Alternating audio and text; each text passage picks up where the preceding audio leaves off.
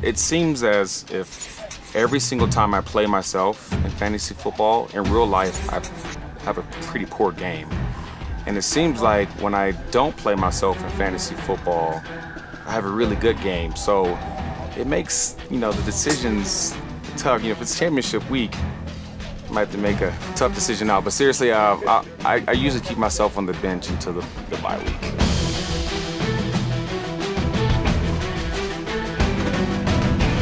Back in 2014, Golden Tate came through for his fantasy owners on a weekly basis.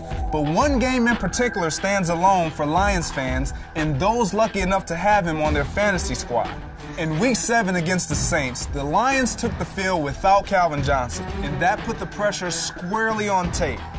But what I remember from that game is obviously Calvin being out. I kind of just had to make plays. I took it personal that I needed to step up and lead this team the best I could, and I think our offensive coordinator and Matthew Stafford had a lot of faith in me as well. So I took it personal to just find a way and make it happen. If you look back at those routes, it was probably one of the best ran routes, but we made it happen. I took a lot of pride in getting first downs and executing on third down, because I think that's when you make your money and you make your plays and create scoring opportunities. So I'm just super thankful for the opportunity to even be looked at and to make a play.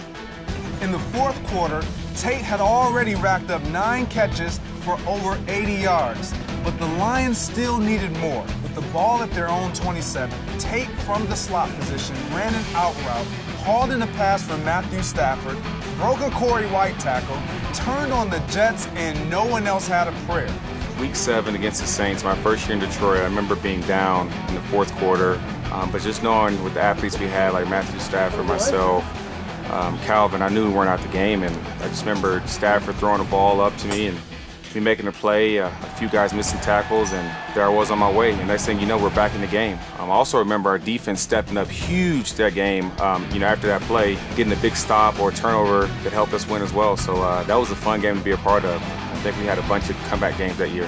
Thanks to Tate, Detroit moved to 5-2 on the season, en route to just their second playoff berth in 15 years.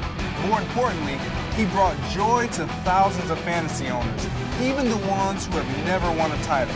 So at least they have that in common with Lions fans. I'm Greg Jennings, and this has been Fantasy Legends.